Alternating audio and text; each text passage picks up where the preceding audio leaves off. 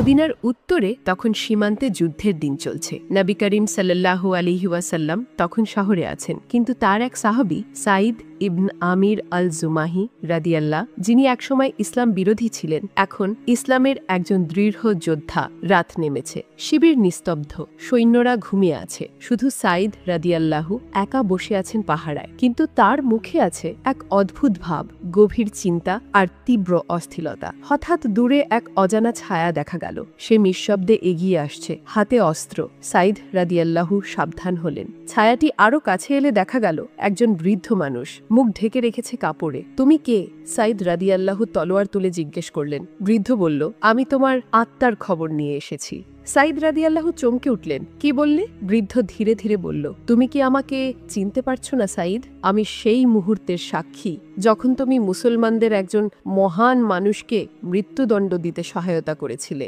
মুহূর্তের স্মৃতি ফিরে এলো। বহু বছর আগে, ইসলাম গ্রহণের আগে, তিনি ছিলেন মক্কার একজন প্রভাবশালী ব্যক্তি। তখন মুসলমান বন্দী ছিল খুবাইব ইবন আদি রাদিয়াল্লাহ। তাকে কাফেররা মৃত্যুদণ্ড দিচ্ছিল, আর সাঈদ নিজেও সেই ভিড়ের মধ্যে দাঁড়িয়েছিল।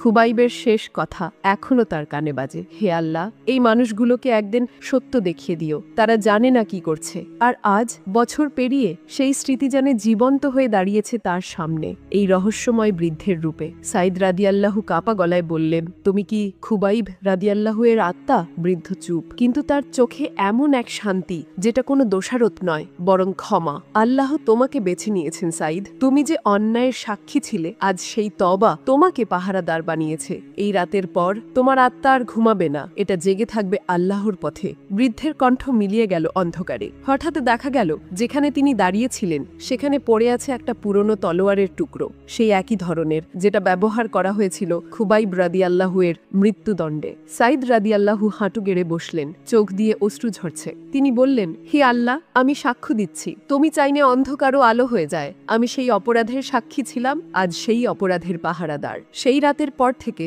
তাকে আর কখনো ঘুমাতে দেখা যায়নি। তিনি রাত কাটাতেন পাহারায়, নামাজে, কান্নায়। অনেক সৈন্য বলে রাতে তারা শিবিরে আলোর রেখা দেখতেন, কেউ জানতো না কোথা থেকে আসে, কিন্তু সবাই বলতো এটা সাঈদের পাহারার আলো। আর সেই সাঈদ ইবন আমির রাদিয়াল্লাহু, যিনি একসময় একজন মুসলমানের মৃত্যুর সাক্ষী ছিলেন। পরে নবী করিম সাল্লাল্লাহু আলাইহি ওয়াসাল্লাম তাকে গভর্নর নিযুক্ত করেন হিমস, সিরিয়ার শহরে, কারণ তার তওবা ছিল এত গভীর, তার অন্তর ছিল এত নির্মল যে নবী সাল্লাল্লাহু আলাইহি ওয়াসাল্লাম বলেছিলেন যে সত্যিকারের তওবা করে আল্লাহ তাকে সেই স্থানেই ফিরিয়ে দেন যেখানে ফেরেশতারাও হিংসে করে। আল্লাহ এমনও করতে পারেন যে একদিন অন্যায় অংশ নিয়েছিল সেই একদিন সত্যের রক্ষক হয়। তওবা শুধু ক্ষমা নয়, এটি আল্লাহর এক রহস্যময় দান যা মানুষকে অন্ধকার থেকে আলোয় তুলে আনে। আল্লাহ যাকে ভালোবাসেন তাকে পরীক্ষা দেন, কিন্তু শেষ পর্যন্ত তাকেই মর্যাদায় উঁচু করেন।